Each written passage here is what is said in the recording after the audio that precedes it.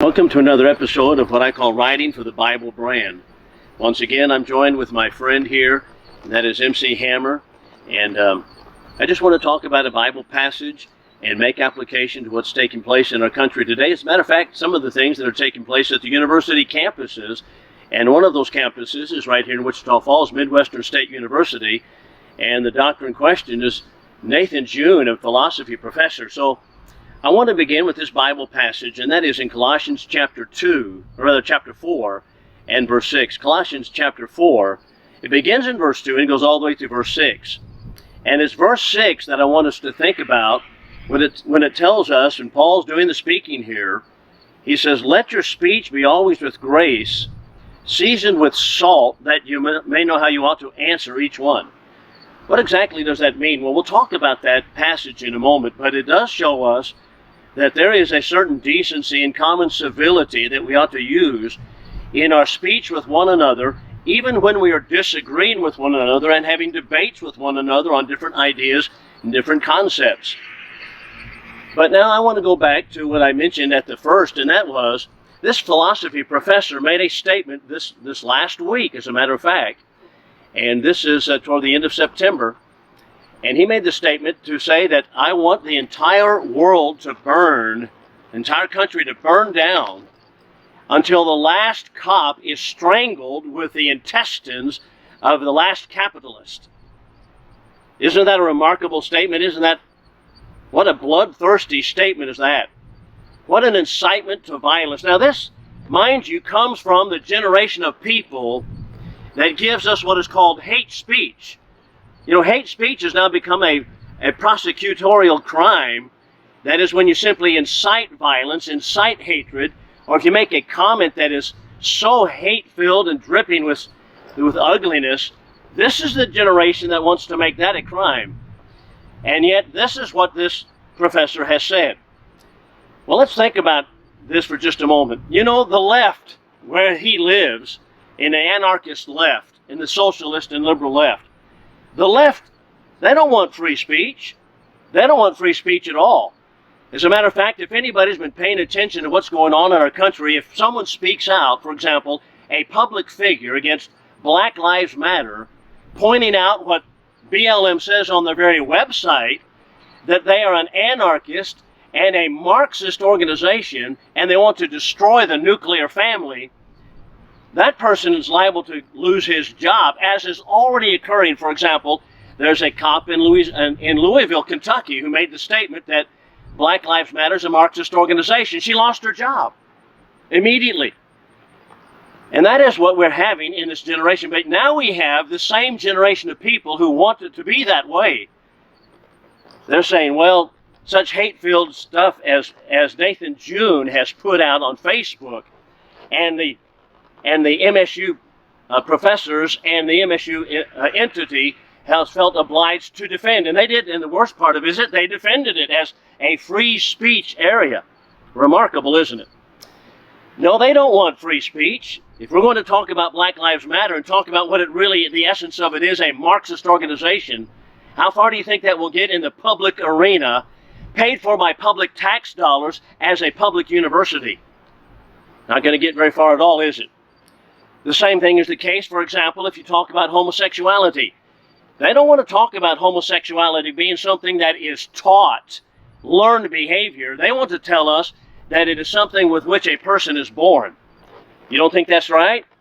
For example, even the Republican governor a few years ago of New Jersey, Chris Christie, as well as other states such as California, have signed laws forbidding what they call conversion therapy. What is that? That is to say that if a person says, I'm a homosexual, and come to me as a preacher, and I want some help with the problem they say, and I want to talk about it, what does the Bible say? You can't say anything to convert them to Christ and to get them out of the sin of homosexuality. Why is that? Because that stance, that position, to say that homosexuality is something with which you're born, that stance is not defensible by science, it's not defensible by reason, it's not defensible by common decency, it's not defensible by the Bible, and therefore they have to have the law to defend it. And so conversion therapy is a crime in some places. You can't speak against it.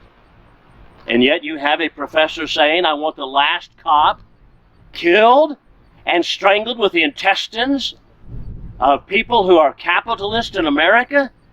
Absolutely incredible. By the way, think about how the legs of the lame are not equal. That's a Bible passage as well.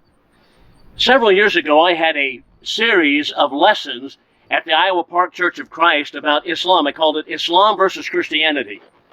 I didn't speak as Nathan Jun speaks, but I did show what the Quran actually teaches, that it tells Muslims to murder, behead non-believers. That's 47:4 of the Quran, as well as other passages such as 9 and 5 of the Quran. All of these and more also tell them that they should kill the unbeliever. As a matter of fact, there are over 100 passages in the Quran that encourage Muslims to kill non-believers, murder them. So I was having a sermon series on that at the Iowa Park Church of Christ, and you know, outside the building that day, there were some protesters marching with signs objecting that I would even have a sermon series on such a topic, and look at what their texts actually say. And you know who led that particular protest?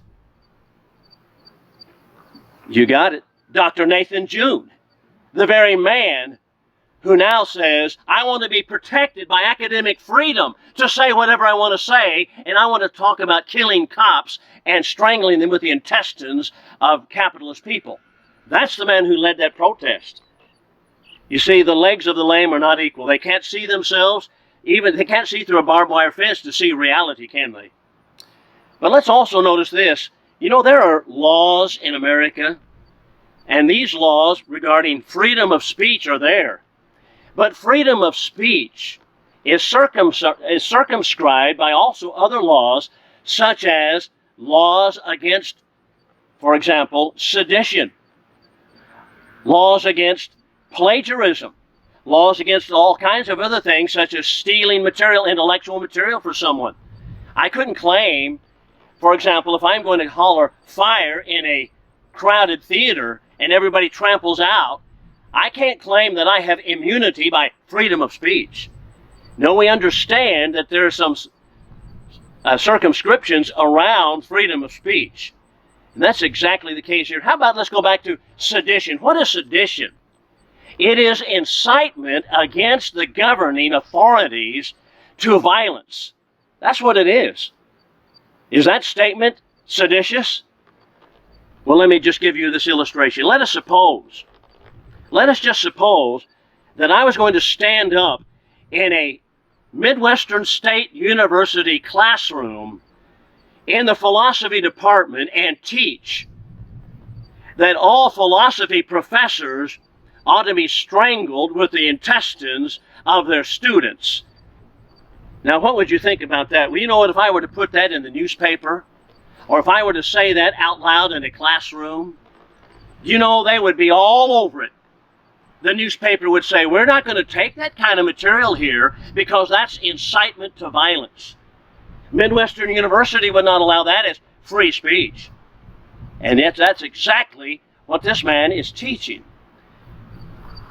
There is such a thing as common decency. Do you see, ladies and gentlemen, what happens when a society jettisons God and gets rid of God out of its basic governing formula? The Bible teaches that we can have open discussion and free discussion, and that's great. But Colossians chapter 4 and verse 6 tells us, let your speech be always with grace, seasoned with salt, that you may know how you ought to answer each one. That is to say, there are laws of decency. There are basic principles of common humanity. There are principles that we ought to abide by when we're going to have open discussion. And Christians, and it is Christianity that gives common decency to the dialogue in America. Do you see America right now burning down around us in a lot of cities, whether it be Seattle, Portland, Chicago, Louisville, Kentucky? Do you see what's happening? And this is the kind of rhetoric that is inciting that kind of violence.